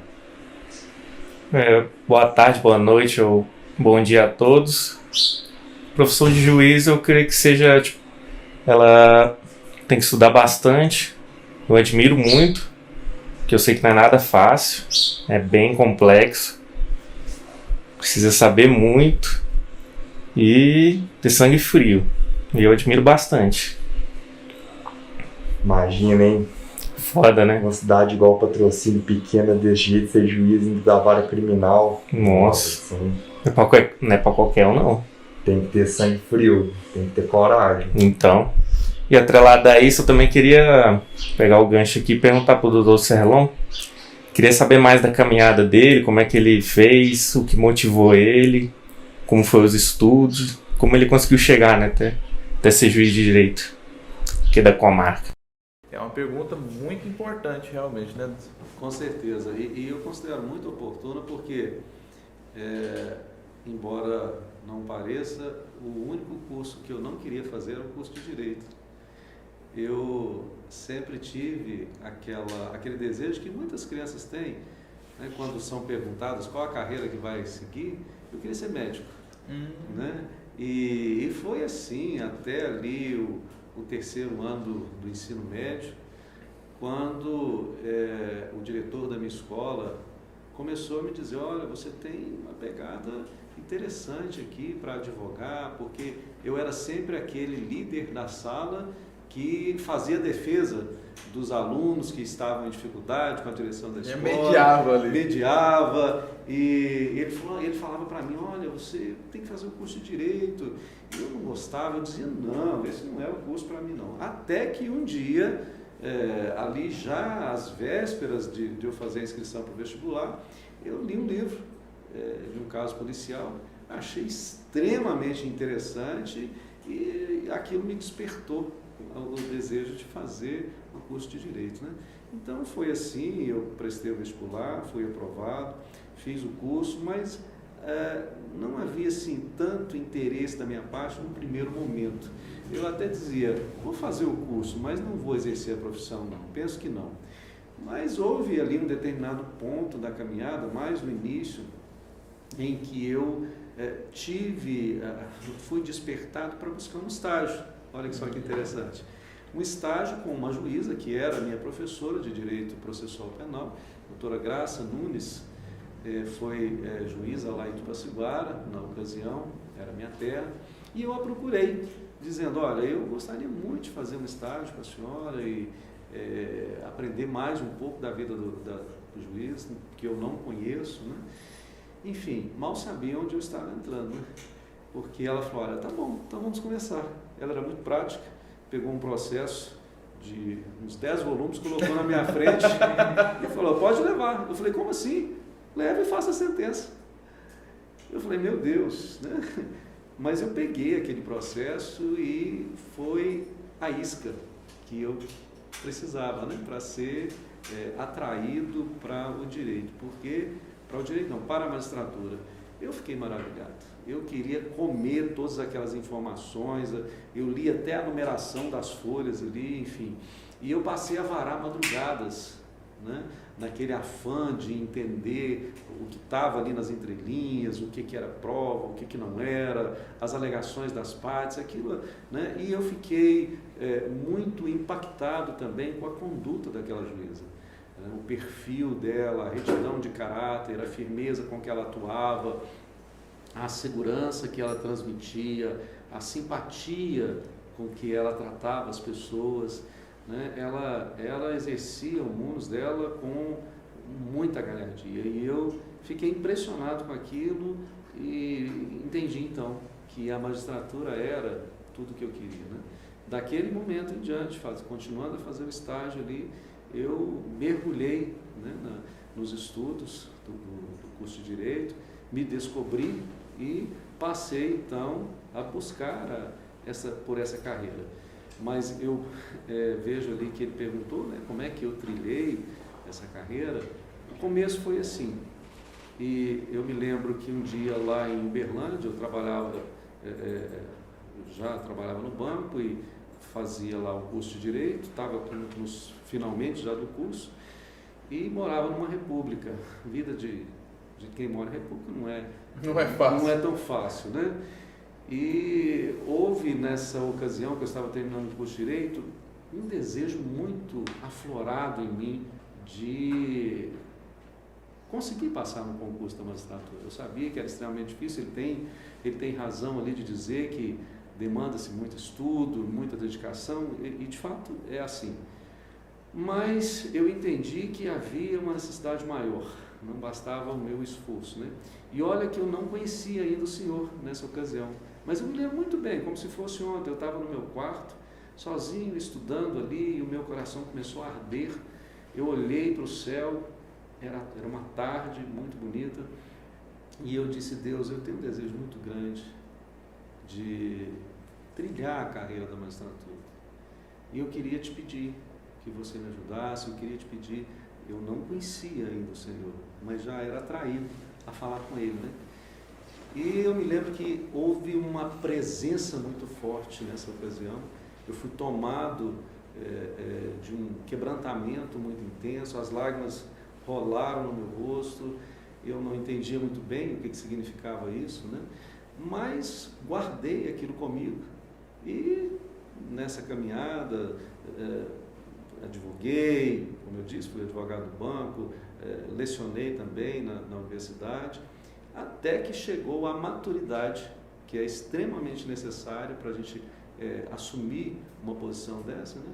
E eu pude então passar no concurso e tendo claramente comigo que foi a boa mão do Senhor que me fez alcançar essa conquista, né? Então, em poucas palavras, foi isso, foi essa a forma pela qual eu ingressei na magistratura. E ele colocou também que deve ser extremamente difícil ser juiz criminal numa comarca pequena, né? Numa cidade pequena em si, né? Porque é o único juiz ali criminal, é mais complexo, não é? Não tenha dúvida. Além de todas as restrições que a própria função já impõe, né? Há também todos esses outros aspectos, porque você se torna uma figura pública, conhecida, então você tem que tomar cuidado com os lugares que você frequenta, porque existe a maldade humana, né? De tecer comentários que são muitas vezes mentirosos ou distorcidos, não é mesmo? E o juiz tem que tomar cuidado com isso, porque ele carrega consigo essa responsabilidade. Terceiro, nós vamos passar agora para o quadro, que é um dos que o pessoal mais gosta, que é o quadro gastronômico. É o quadro assim, onde eu vou preparar um alimento, uma comida gostosa, e o senhor vai ter ainda o privilégio de estar na minha presença. Olha lá comendo. É muito bom. Mas antes disso, a banda Diz vai tocar uma música de sua autoria para nós, e também nós queremos deixar bem claro assim que esse programa é feito por vocês, convidados. Muito obrigado. Sobre as nuvens, tentando respirar, suspendendo o tempo de pousar.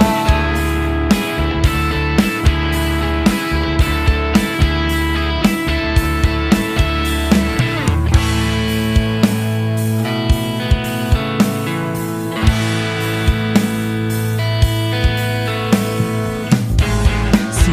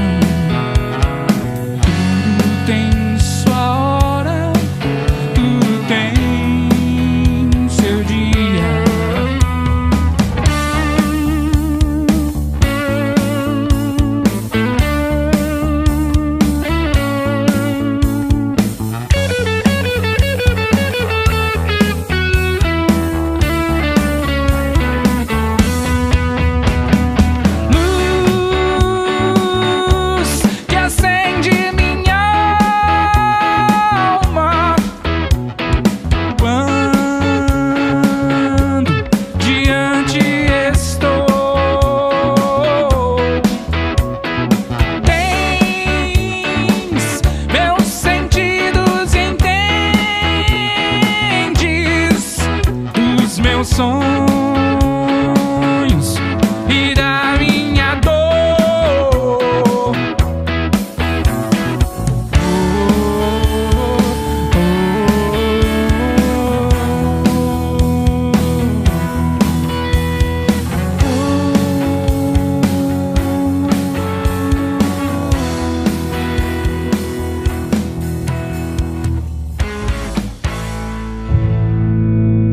Banda Diz.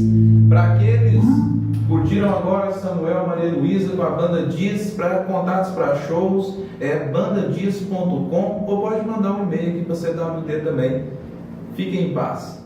No Fantástico Mundo de Douglas, como eu não canto, eu só encanto, vou deixar para o nosso convidado, Dr. Serlon, nos encantar com a música hoje. Fique à vontade, Serlon. Obrigado.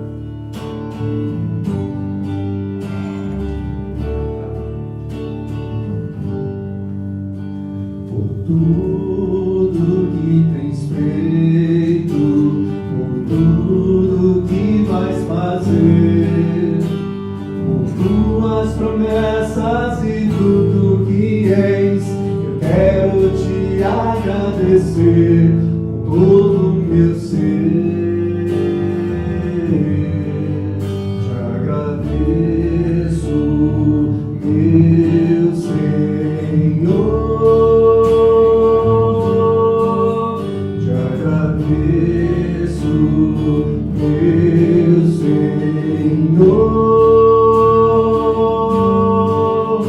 Agradeço por me libertar e salvar, por ter morrido em meu lugar. Te agradeço, Jesus, te agradeço, eu te agradeço, te agradeço.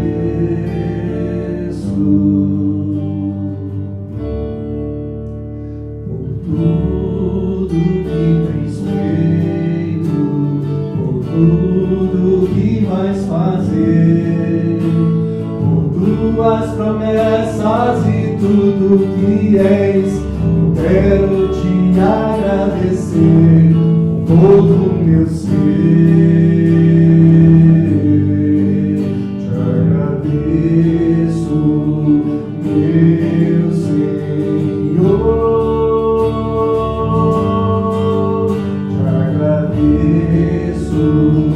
Meu Senhor,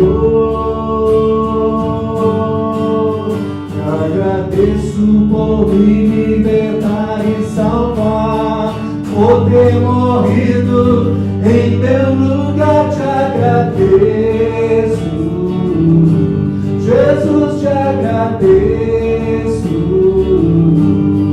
eu te agradeço. Te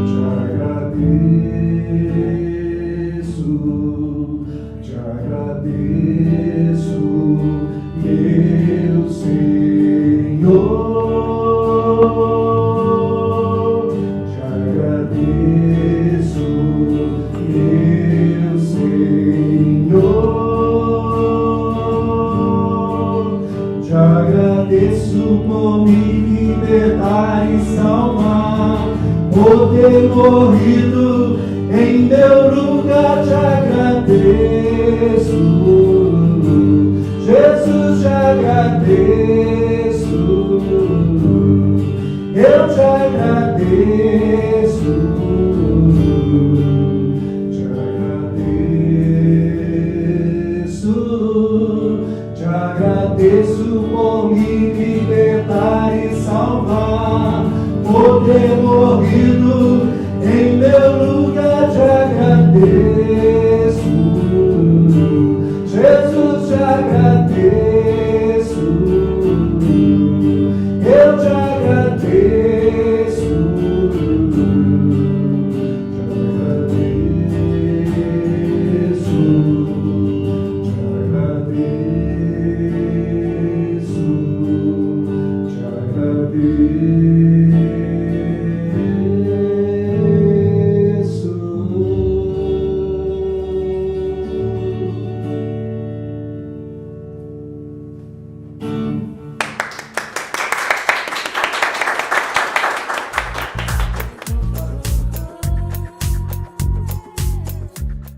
nós passamos agora para o quadro gastronômico, aonde eu ofereço para o convidado um prato, né, que eu mesmo preparei, igual o Rodrigo Wilp, lá eu fui lá, fiz o forno, fiz tudo, né?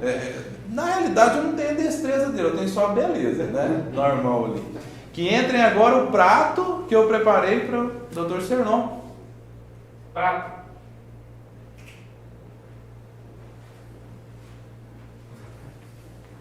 O bom que vem primeiro. Nós estamos, né? é mesmo, eu tô com sede mesmo. Eu li seu pensamento. Um churrasco que não tem erro, né, Tristão? O senhor quer fazer assim? Não? Não, melhor não, né? Não precisa. Obrigado. E o bom, porque até na figura, por exemplo, que nós estamos em patrocínio, né? E queremos patrocínio, é importante também, né, doutor? Para manter o fantástico mundo de donos, temos que ter patrocínio. E falando em alimento, nós vemos várias das passagens também do Cristo, né? Ceando com os seus, hoje, por exemplo, nós estamos no Corpus Christi, né? E ele ceando com seus apóstolos ali, sentado. É muito importante também essa figura do Cristo, né? Trazer o alimento também, trazer esse momento de fraternidade, que as famílias estão perdendo, né? Hoje em dia o filho almoça no quarto, a mãe em outro lugar, e não tem aquele momento realmente de sentar. É tão importante, né, sentar entre pessoas. Extremamente importante, as famílias realmente estão perdendo muito disso. É na hora da refeição que a gente olha olho no olho, que a gente percebe as eventuais dificuldades que os nossos filhos estão enfrentando. É na hora da refeição que nós temos a oportunidade de agradecer a Deus pela provisão dele, sem contar que as decisões mais importantes de Jesus foram tomadas à mesa, né? Vamos dar um exemplo de uma só, a Santa Ceia. É muito importante. Foi à mesa, é extremamente importante. Isso até reflete para nós também, porque ainda nos tempos atuais falta muito alimento, né, na mesa das pessoas. E é que nem o senhor colocar esse agradecimento também, né, de ter um alimento à mesa, né? Sim, com certeza. Seja pelo menos um pouco. Nós temos também um quadro de assinaturas que nós estamos chamando do quadro de ouro, que são as primeiras assinaturas que tem, né, dos entrevistados. O senhor poderia assinar para nós? Com certeza. Com honra, com prazer.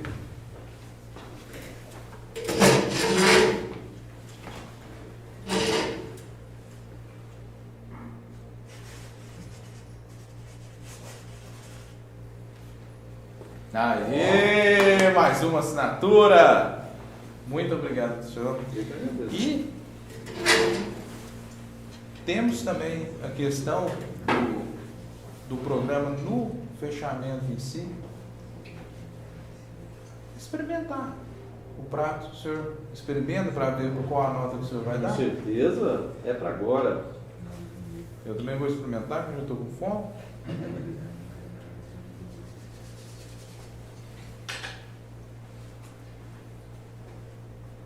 Saboroso, né?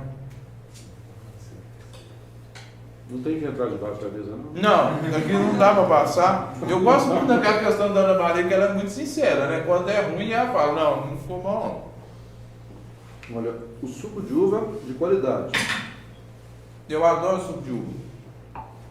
E a carne também, de muita qualidade, está muito bom. Aê, tudo de qualidade. E como um juiz, nós gostaríamos que o senhor julgasse o programa. O que o senhor achou do programa? O senhor julga que está aprovado ou não aprovado? Aprovadíssimo, aprovadíssimo. Não podemos levar muito em conta a convidade de hoje, né? Mas a entrevista foi muito bem conduzida, os profissionais todos trabalhando com maestria, não é mesmo? Eu achei que será um grande sucesso. Muito obrigado, senhor. E um agradecimento principalmente por ter puxado realmente as pessoas, porque tudo que é novo demanda um pouco de receio das pessoas, né, da sociedade. E o senhor, desde quando eu procurei o senhor, conversei, o senhor se mostrou bastante, falou, não, estou à sua disposição e tudo. E isso denota, assim, também esse senso que o senhor tem realmente de tomar frente também nas questões que é muito importante na nossa sociedade.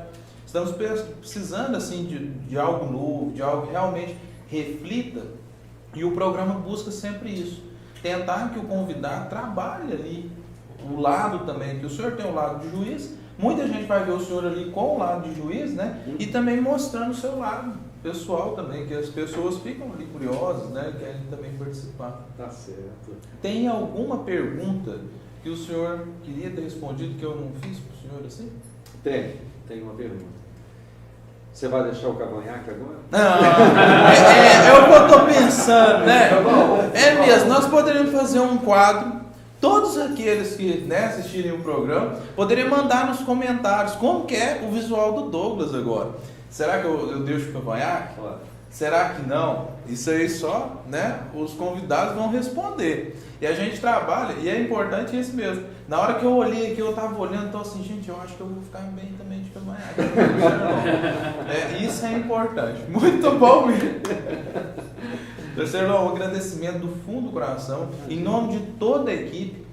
E o Fantástico Mundo de Douglas é isso. É um mundo que nós vamos trazer interação, trazer os convidados realmente para eles fazerem parte desse mundo, poder contextualizar, poderem trazer novidades, trazer algo novo. Por exemplo, quem tiver uma empresa, nós fabricamos e analisamos também esse mundo realmente. Porque é ali que nós vamos introduzir todos os convidados de uma maneira profunda, onde eles podem trazer todas aquelas qualidades à tona que muitas vezes a pessoa não vê ali, né? Porque no dia a dia é uma correria, cada um movendo ali com o seu dia a dia. E eu agradeço do fundo do coração, porque hoje nós vemos aqui o Dr. Serlon de uma maneira diferente, né? Demonstrando todo esse carisma, essa questão de brincadeira que eu já conhecia, né? Eu tinha plena certeza disso, que eu falei assim, não, convivi com o Dr. Serlon, ele é uma pessoa séria, quando tem que ser sério, mas também muito carismático, muito brincalhão, gosta de conversar. Eu agradeço muito essa sua presença. Prazer é todo meu, vocês estão de parabéns. Para mim foi uma alegria e a gente quer acreditar realmente que o seu público ficará satisfeito. Volto a dizer, não tanto com o convidado de hoje, Não, né? Mas a proposta do programa é excelente. Vocês estão todos de parabéns, tanto você quanto toda a sua equipe, né? Parabéns realmente. Muito obrigado pela oportunidade e o privilégio de participar. Nossa, te agradecendo. E um agradecimento a você, telespectador, principalmente por nos dar o privilégio. Se inscreva no canal, curta a nossa página, comentem. Em breve teremos mais novidades para você. E principalmente, somos de patrocínio, queremos patrocínio. Fiquem em paz.